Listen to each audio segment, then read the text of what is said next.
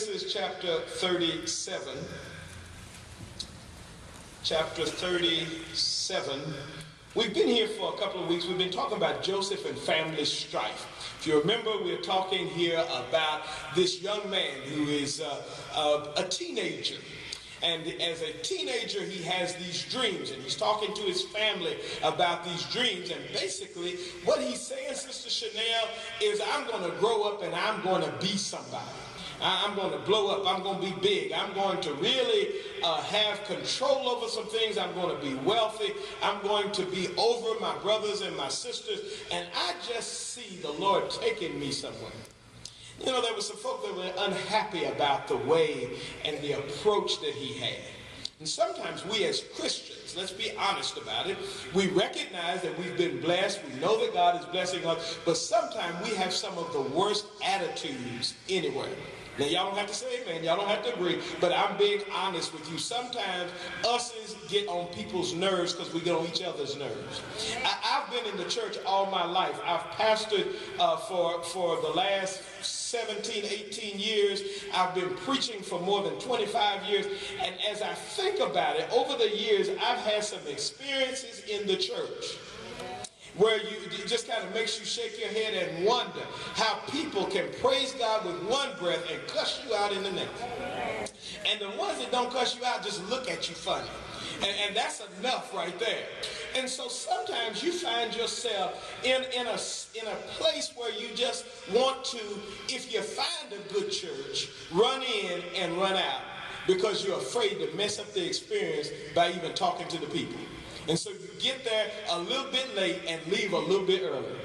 And so sometimes you can find out that people who are supposedly, Sister Rose Featherston, very blessed, at times go about things in the wrong way. And so we find a man who is a part of the family. He is his daddy's boy. He is his father's son. He is actually their brother, although he is a stepbrother.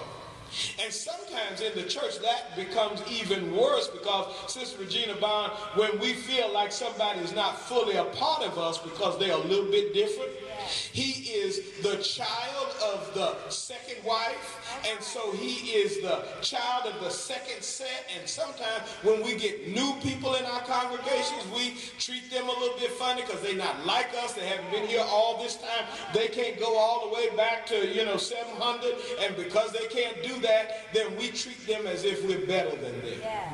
And so here we find this young man who's talking, and yes, he's hearing and he's seeing and he's having these dreams, and God is showing him the future. He goes about it in such a way as he talks about the experience that his brothers are not happy with him. Now, I love Life Group because it gives me as a pastor the feedback in terms of things that I've said on Sunday that are clear and things that I said on Sunday that are unclear. And there are some who were kind of unclear in terms of, well, how did Pastor arrive at the idea that the young man did this on purpose? I want you to remember the second point, or the first point in last Sunday's sermon, and that is we need to know when we've done too much.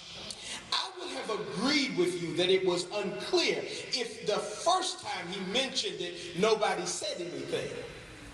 But by this time, they are mad at him.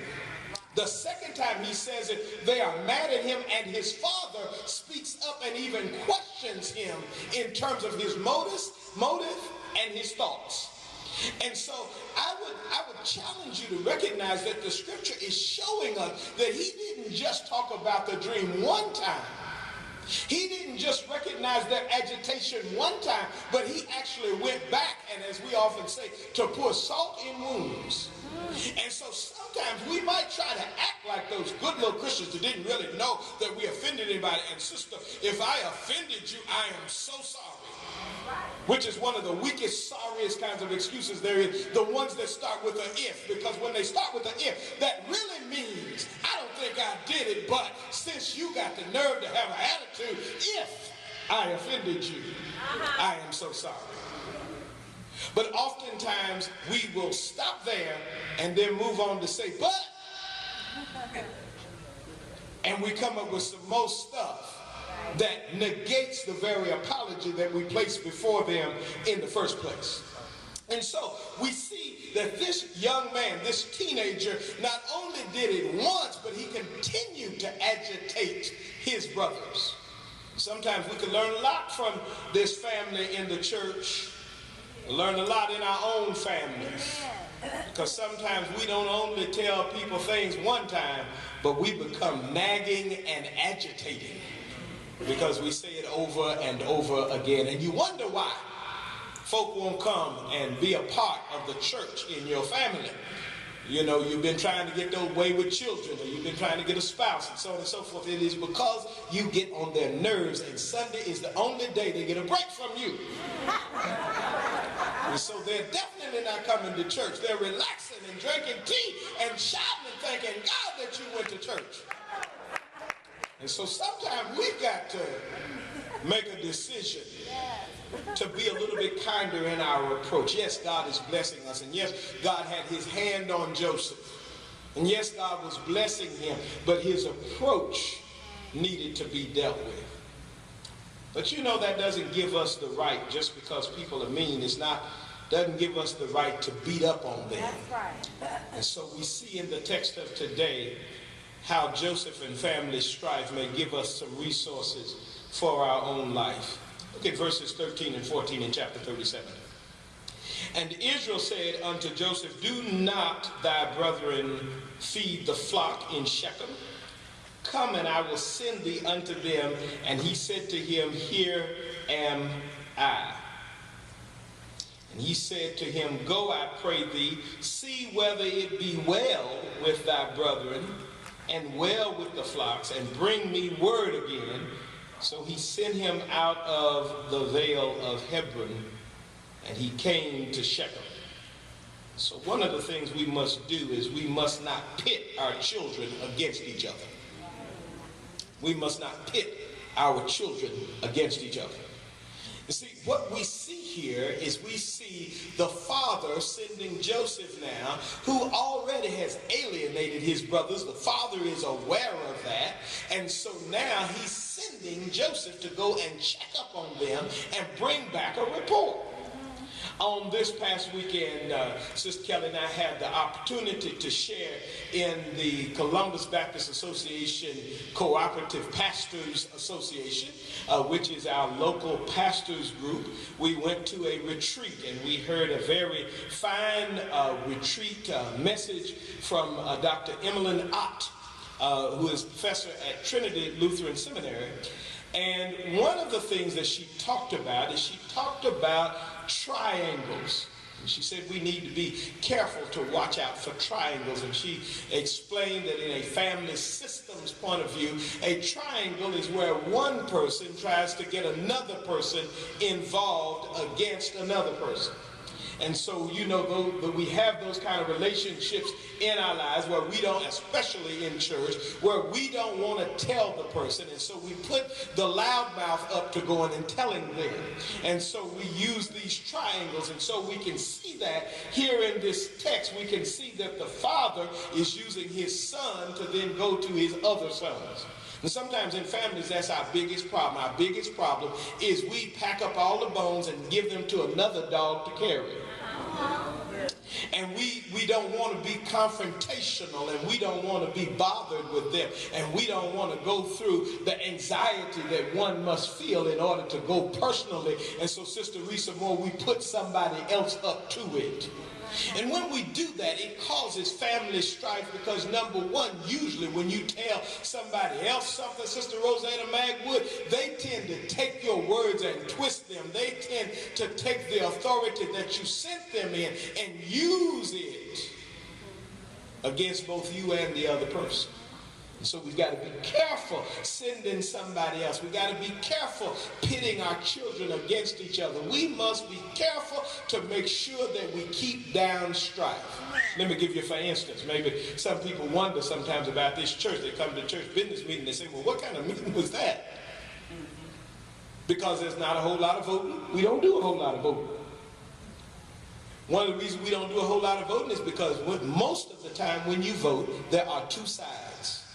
There are those who vote for and those who vote against. And so most of the time when we vote, it automatically creates division. And so in order not to create division, then we try to downplay voting and upplay the family system, whereby we may talk as brothers and sisters, whereby we may pray together and come to an understanding that there are folk that we put in charge of certain things. And so if this church gets ready to paint this room, we don't bring the color to the church business meeting.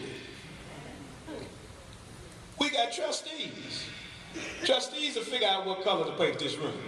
We got deacons that'll figure out how to pray for the trustees if they painted the wrong color.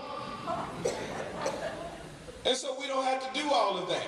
We also have a pastor that at the end of the day, if the trustees say they're getting ready to paint it green, I might walk in and say, Lord, y'all getting ready to paint that blue. And so we don't have to have all that strife. Because in this instance, what needed to happen is that if the father needed to know something, what should have happened? Daddy should have went himself. But when you began to choose, and even if he was going to make a choice to send this boy, sometimes we must also make sure that we have the right people in the right positions. See, why would you take somebody who everybody is already mad at and send them to bring the report? So it already causes confusion. And this is why even this morning I said that everybody is not in the right season to walk as an officer. Everybody's not in the right season to facilitate a Bible study. Everybody's not in the right season to be a host. And so that's one of the reasons when the Bible studies came up, we said, don't come ask us to be a host. You let us come ask you. I could envision in my mind a women's Bible study. And some of y'all know you're shacking up, let's just be honest. And so I could envision a women's Bible study, and here comes some man in a bath towel walking across the room. And I got 5 husbands calling me saying, Pastor, did you hear about the naked man at the Bible study? That doesn't mean that you are a person that will never be ready. It means that today you're not in the season for that. And sometimes in our lives, we may not recognize, because obviously this young man, because he continued on with the speech that he was giving, sometimes we may not recognize that we're not in the season. He was already talking about it. He was telling his brothers. He was telling his father. He wouldn't shut up about it. So the young man does not realize that it is not his season. But his father did. And as his father understood that it wasn't his season, then the right thing to do is not to send somebody to do a job outside of their season. Now that's good. That's good. If y'all write that down, that's good. Don't send somebody to do a job that's outside of their season. If you got Tourette's, I'm not going to make you an usher. And so again, sometimes we're not in the right season, and we need to make sure that we're in that season. Don't pit one child against another. Now spiritually, let me show you something else. Our thoughts, our entrepreneurial spirits, everything that we produce, Sister Regina Bond, in a sense, is a child of ours. Billy Graham Association puts out a tract that many of you have read. It's called Born to Reproduce, and it talks about our ability and our responsibility, Pastor King, to produce other Christians and to make certain that we disciple them. And so when I say that we shouldn't pit our children against each other, I'm talking about our biological children, I would also suggest to you, Brother Chauncey, that our thoughts, our ideas, our companies that we form, our level of influence over others who become saved, they are also children of ours, and we should not pit our children against each other. Now, before you say amen, I'm going somewhere with this. Because, Sister Peachbrook, I would say that sometimes we produce some incongruent children. In other words, what I'm saying is that sometimes our Friday night don't look like our Sunday.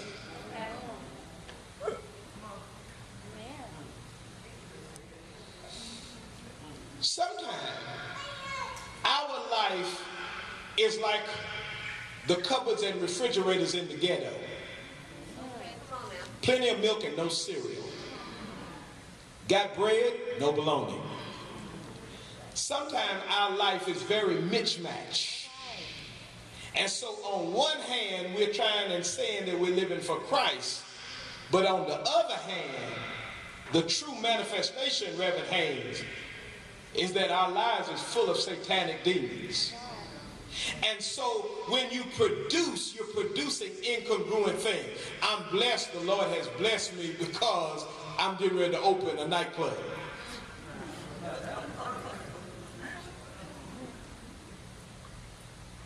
God blessed me with a man, and so as I'm going to work every morning, I say, bye, honey, I'll be back.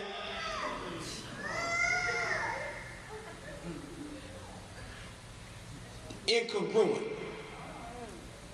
And so we got to be careful producing things that don't match. Your life, your job, your work, your purpose, your relationship, your car, your house, the street you live on, everything should be lined up by the power and the will of God. Everything in our life should spiritually line up with what the word is telling us. Our purpose should be lined up with him, and the incongruent parts of that are the things that we should seek to get rid of. We shed off those chains that so easily beset us. And so then look at 18 and 19, verses 18, 19, verse 37.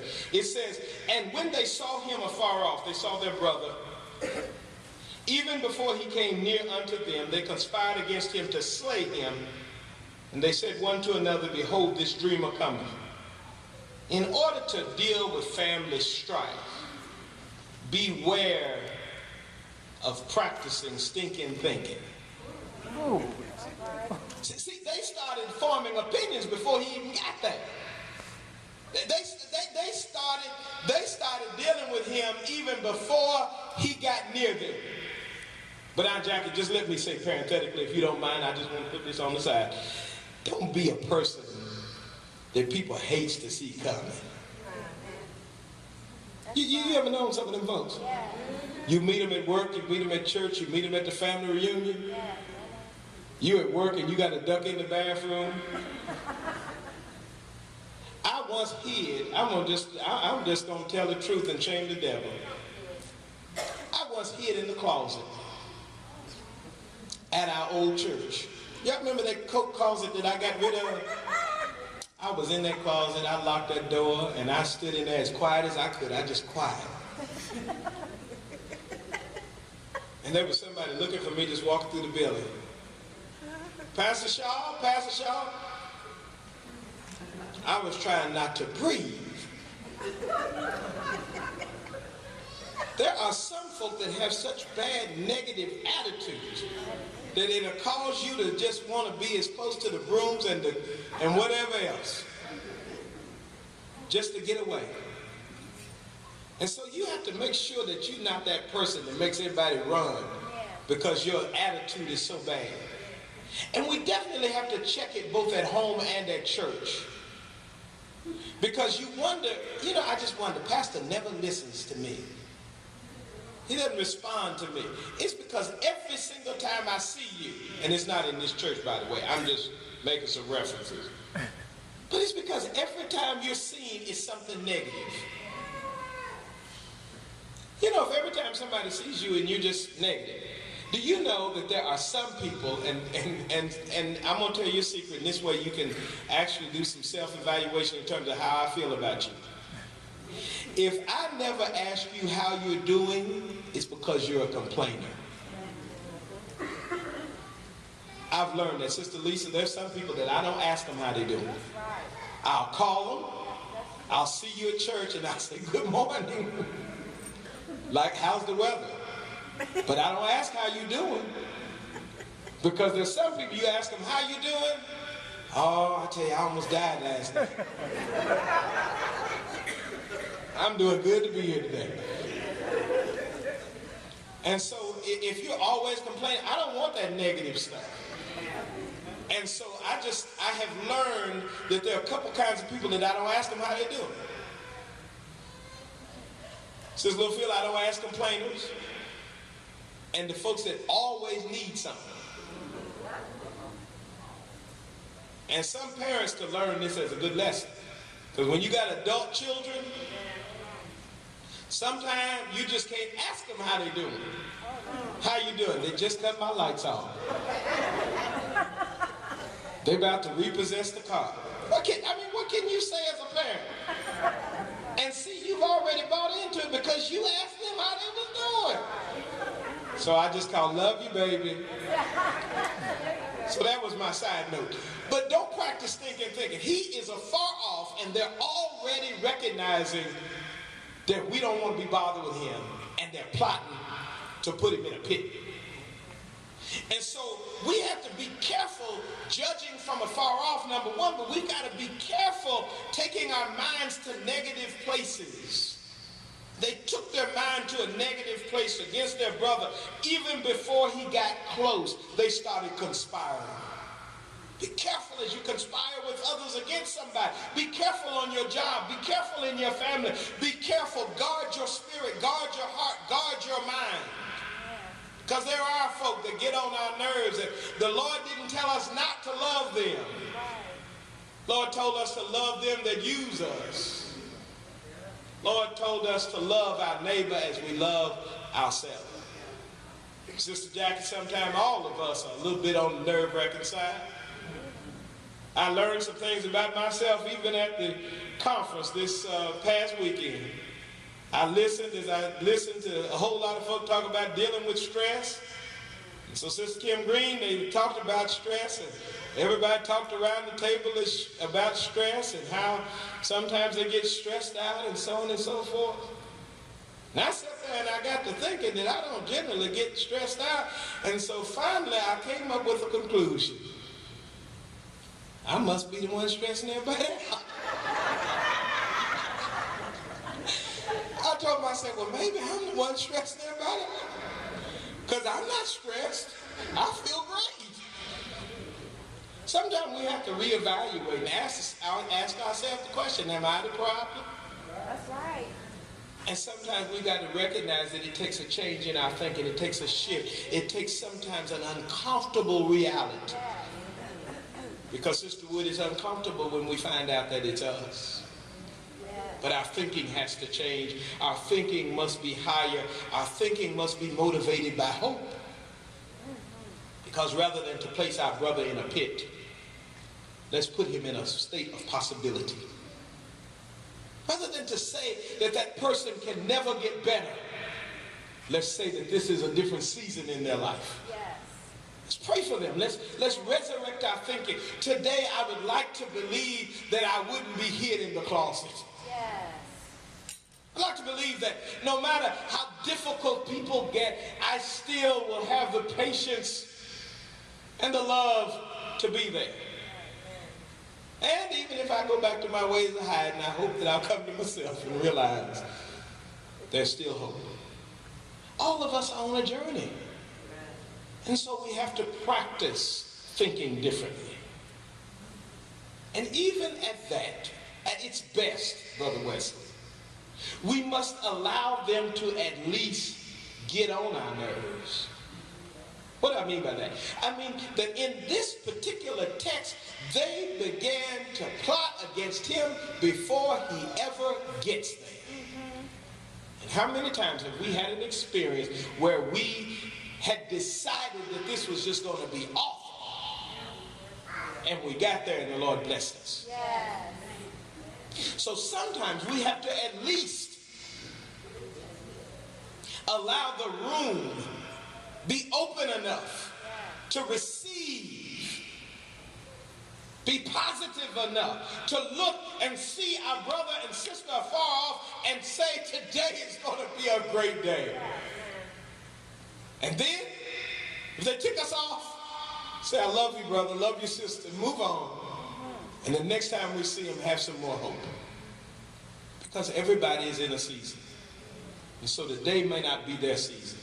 but at least not condemn them before they ever reach you. Yes. And so we can't practice thinking. We need to become less prejudiced. Now notice that I'm not saying racist, I'm saying prejudice. Because sometimes we prejudge people by their economic status, their clothes, their car. We prejudge them by their speech. Yes.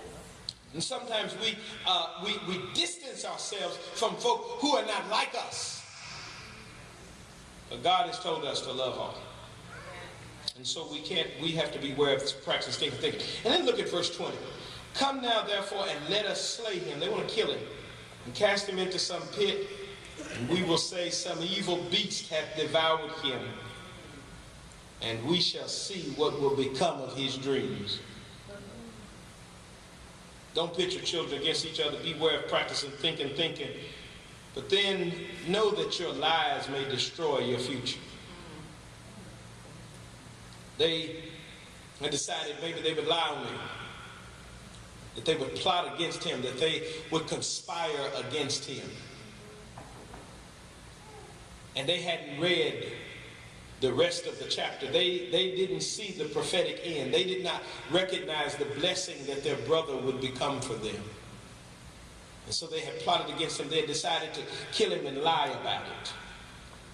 And so sometimes what happens is we lie about things.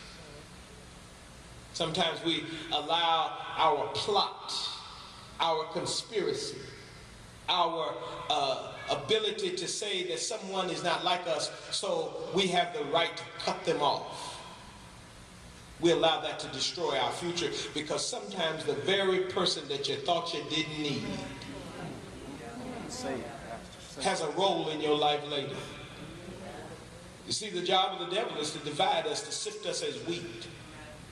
And some of the very people that you forget along the way are the very people that you need later. Well, deacons, I know you know that it's time for my calculator story. I'll tell you that I barely made it through math in college.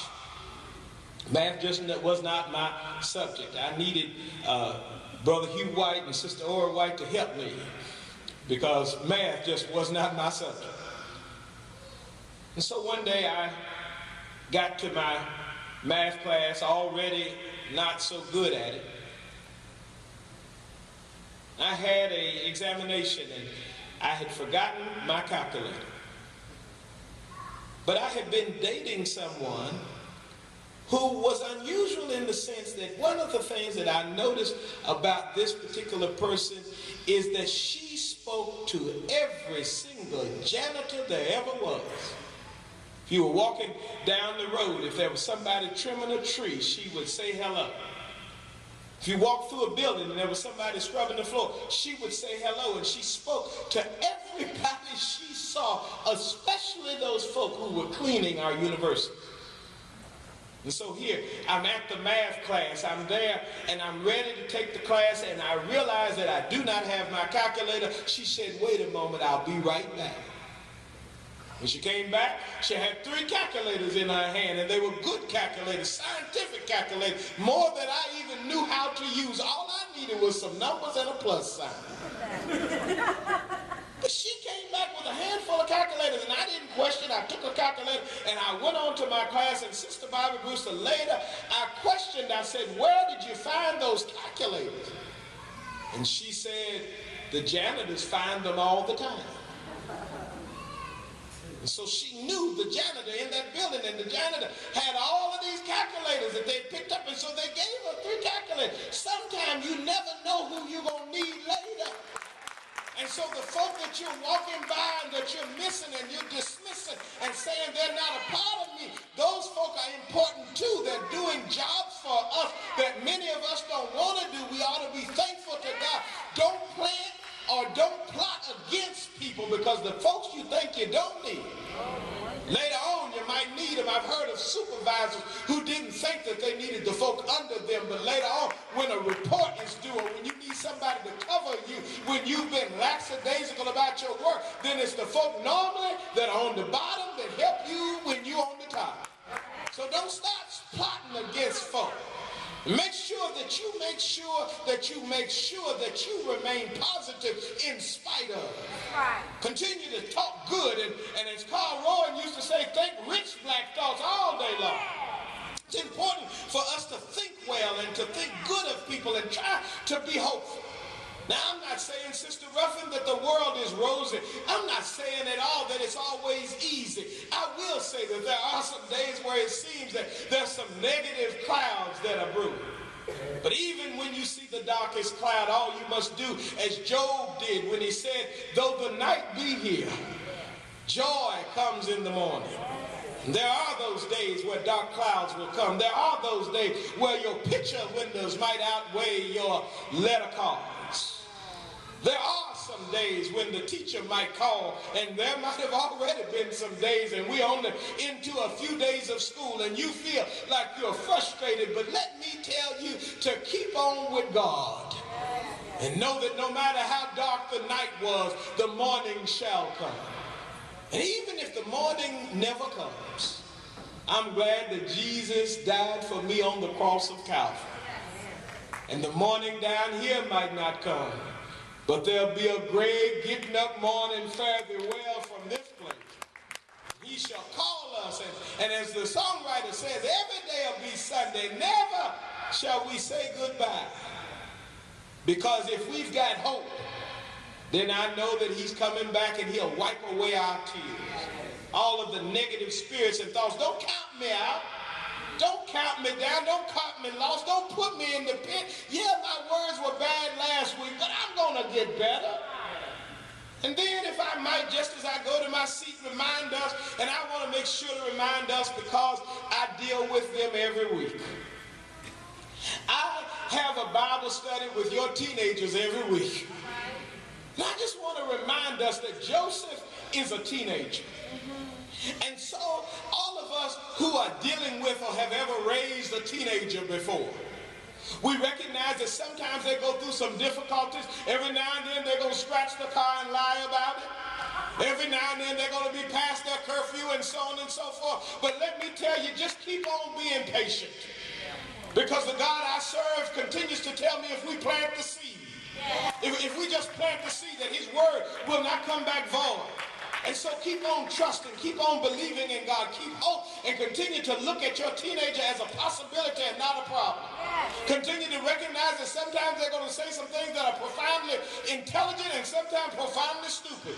But continue to pray for them and look at them with joy. Look at them as your future, because if you just read the end of the story, you recognize that Joseph has such possibilities and purpose in his life, and your teenagers are great, and God has blessed you with them. Use them as a gift. Embrace them as a gift. Embrace them and recognize that God has given you something so precious and so wonderful in your teenagers. They're about to be adults, and so love them while you can. This is your last time. Everything that you messed up, you might have forgot their 5-year-old birthday. You might have been busy on their 10-year-old birthday, but now that they're teenagers, they're about to be grown. This is your last opportunity to say, hey daughter, hey son, I love you so much. Maybe we ought to go to dinner today. This is your last opportunity to pop up and say, I'm going to take them out of school early and enjoy the evening with them. Use this time so that you might finally say to them all of the words that maybe you've forgotten to say, all of the things that you've taken for granted. And recognize that there is purpose and possibility in our young people. And so even with the frustration of life, even with the strife in family, I hear people say dysfunctional family. All of us are a dysfunctional family. Adam and Eve made us that way. But when we leave the family that we were born into and join the family that we're reborn into, then and only then can I say that I'm now in a functional family. Because it's only through his power, his love, his peace, his joy. Amen.